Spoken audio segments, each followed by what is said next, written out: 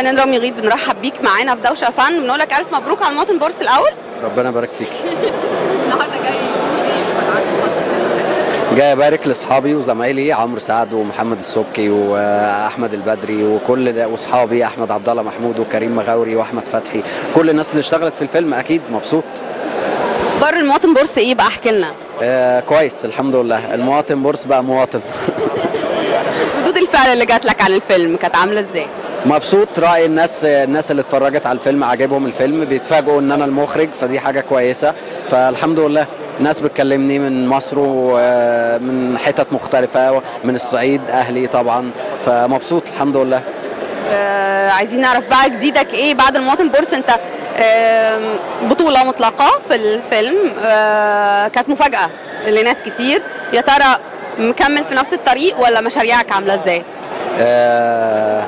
ما عنديش خطة محددة، بس لو اتعرض عليا أدوار عجباني في أفلام تانية هعملها، زي تجربة حديد ما عنديش مانع، وبرضه هكمل أعمل تجربتي الشخصية كممثل ومخرج أو كمخرج بس.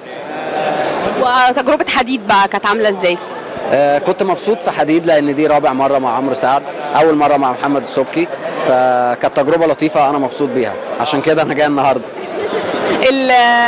اتكلمنا عن دورك في الفيلم وعن اكيد التعامل مع فنانين كبار، احمد عبد العزيز وعمرو سعد، وعوده كبيره لاحمد عبد العزيز. احمد عبد العزيز سعدت بان اتعرفت عليه في مكان بحترمه جدا وكلنا بنحترمه. اتعرفت عليه في التحرير اثناء الثوره وبقينا اصحاب، ودي اول مره نشتغل مع بعض. فانا بحيي احمد عبد العزيز وبقول له انا سعيد وليا الشرف اني اشتغلت معاه زي ما كنت مبسوط معاه في التحرير.